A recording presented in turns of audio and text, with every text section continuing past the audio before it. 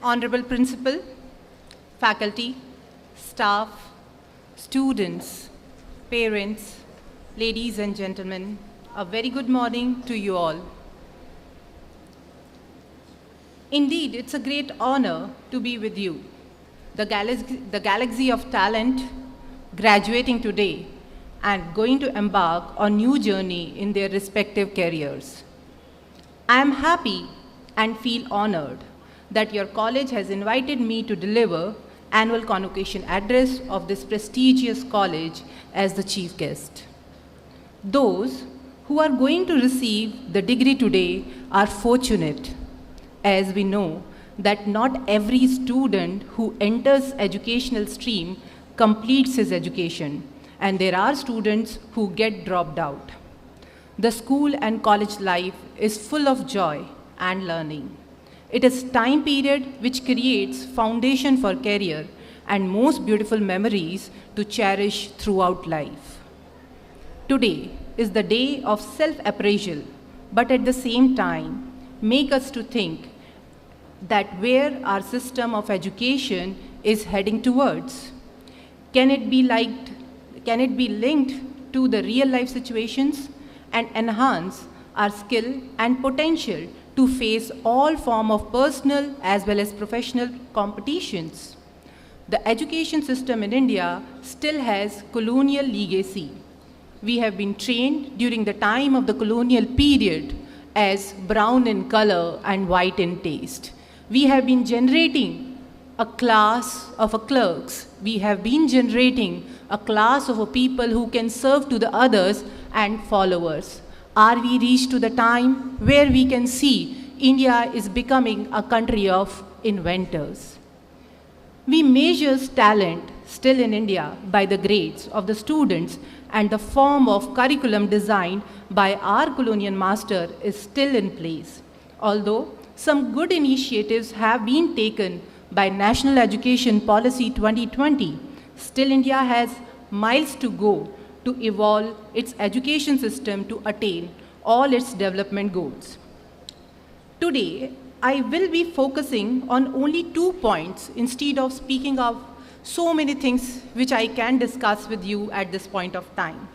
But what I can think and believe is important for you to understand 2 things which can immediately going to impact your career and impact your professional life, and it is your decision of your professional life going to impact nation building process.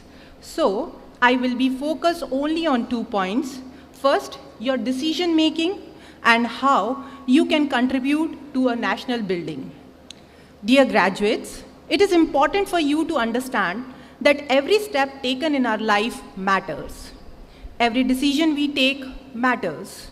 Whether it is a small or a big decision, personal or professional, it does impact our life. A small decision, such as your plan of the day, a week, or a month, helps to determine your habit. Your habit will determine your productivity in that time span, and your productivity will set your value in society. Big decisions for career, like which stream you wish to choose, which college you get admission, going for higher studies, choosing to have your own startup, or joining father's business, preparing for civil service exam, competitive exams, or joining government or a private sector, etc., are the decisions that affects the course of our life. Therefore, decision making is a significant part of our life. But the pertinent question here is whether we have learned the decision making in schools, colleges, or from somewhere. Is there any crash course by which we can learn to make better decisions? And if we decide everything, then what is the role of destiny? Is there something called divine interventions which will set or have set the course of action in our life?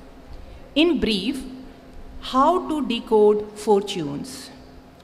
Decision making has always been an exercise in general, collectively performed by individual with the help of family, friends, seniors, teachers, etc. But life is a journey, and in our life, family members keep on getting added and at times we lost some of them. Some same happens with the friends as well. Although it may happen that we need friends and family the most at certain times, but they are not available due to certain circumstances. In such situations, how an individual can make decision? Shall we depend on our instinct, or we Google for advice, read books for reference, know through wise persons' experience available to us, or try to take some type of assistance from our immediate peers, circle, etc.? Have you ever thought as to how we could decide on something? Can we decide on something on our own? Really? If yes, then how much weightage we should give to our understanding, the other person's opinion or past experience of your or of others? How much consideration we need to give to our own desires and our opinions? Today, you are entering into a new phase after accomplishing one of the most important milestones of your life and beginning a new journey. I take this opportunity to advise you to understand decision-making process and how to decode decision-making to avoid regret in your life.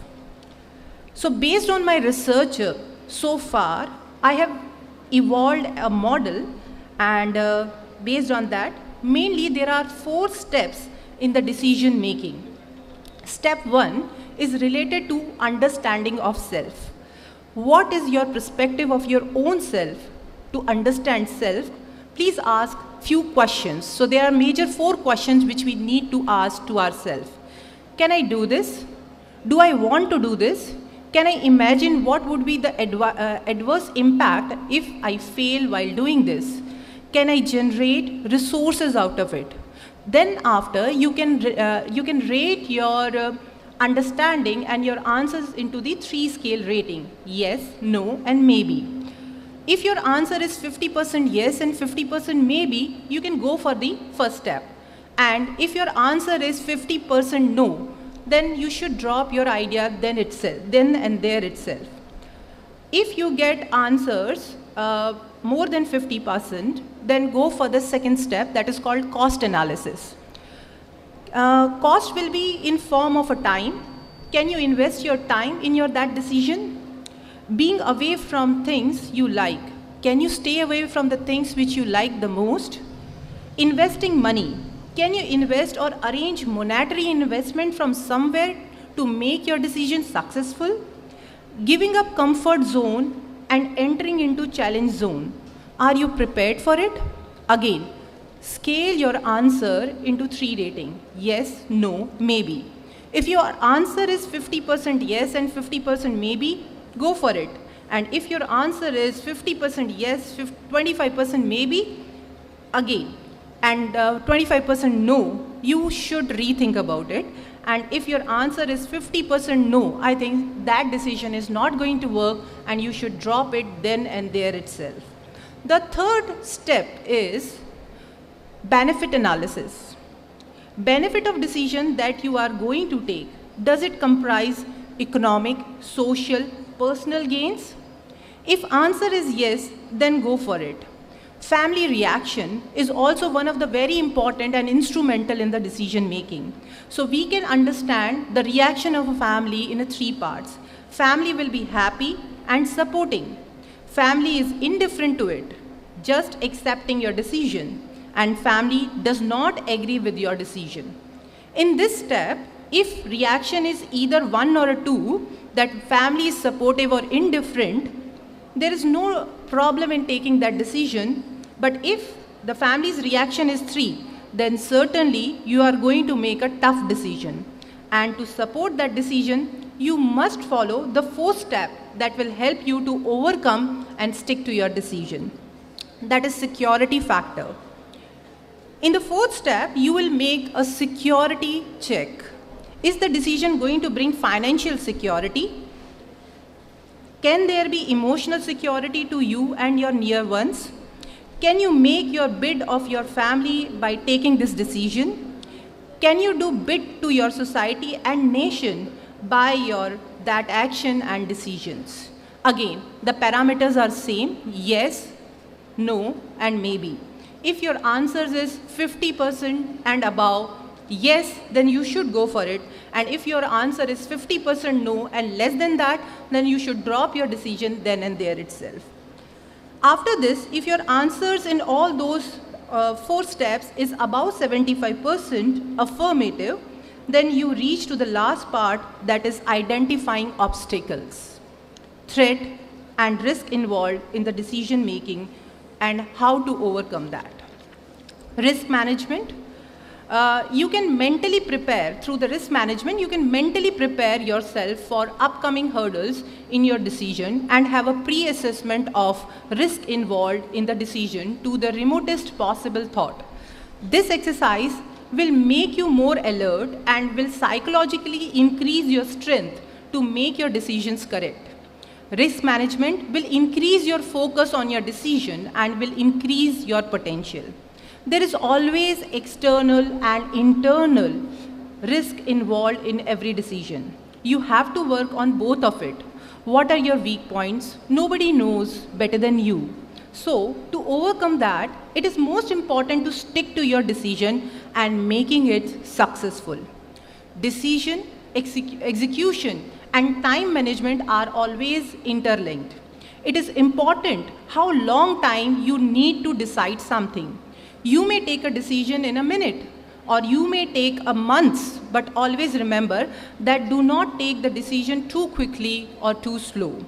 Success of your decisions largely depends on you and yourself. It depends on how much hardworking and learning-oriented you are. Remember, efficiency is not God gift. It all depends on your full involvement, focus, and zeal to do best. Your spirit of being composed yet passionate about it will determine your efficiency and productivity. To summarize, before deciding anything, do take the self-check test, which I shared with you right now. Search up to 10 authentic sites and not more than that, otherwise it will confuse you. Take opinion and advice from your seniors who are wise and whom you have found very genuine in their act. Once you have decided, never doubt about your decision and give your 100% to it. The success of your decision will 70% depends on your right attitude, positive thinking, and punctuality, and 100% hard work.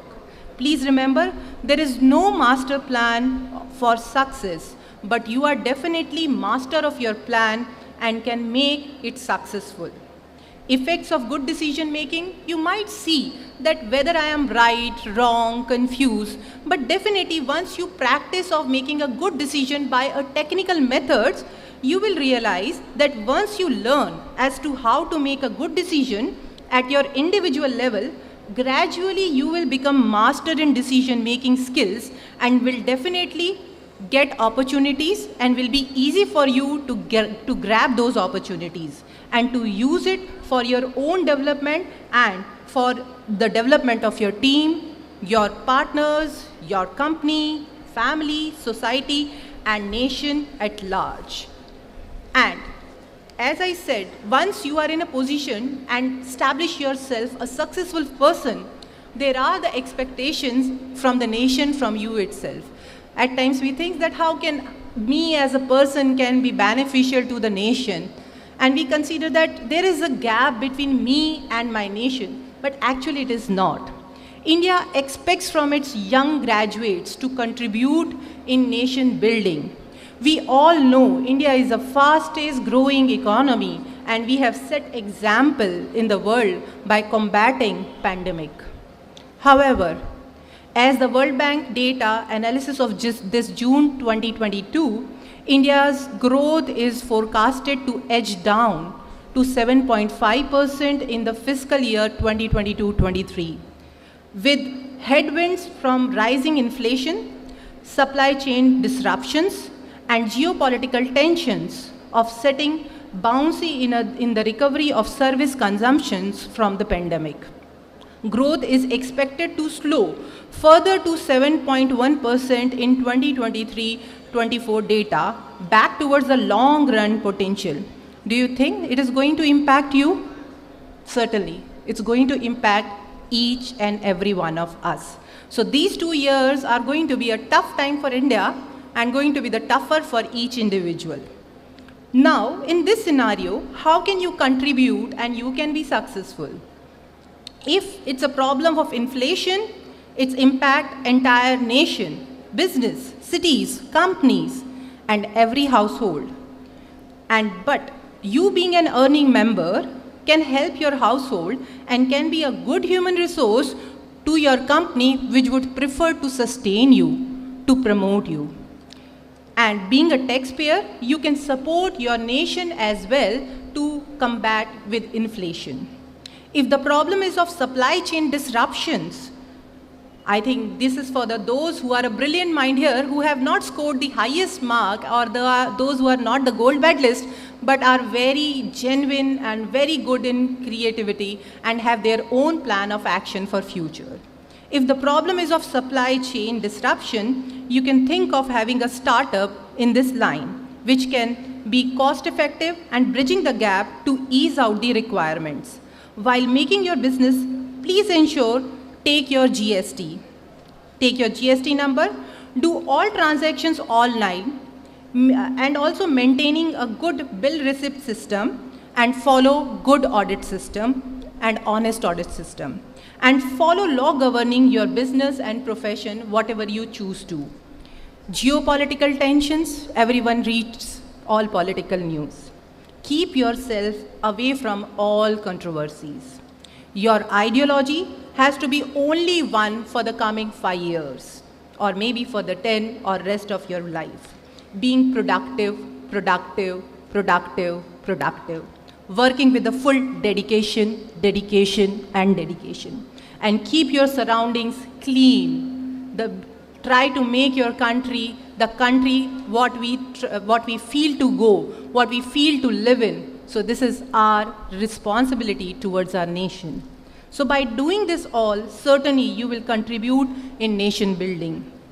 With all best wishes, I pray to Almighty that you succeed in your all endeavors and to make all of us very proud. Once again, I thanks to each and every individual present here for the convocation to support your peers, your wards, your students, and to be the part celebrating the success of Young India. I'm extremely thankful to your college, to your management, to Professor Raj, to Professor Sundar, and each and everyone who made this possible, that Young India should come in front of a Young India and speak heart to heart. Thank you very much. Jai Hind, Jai Bharat.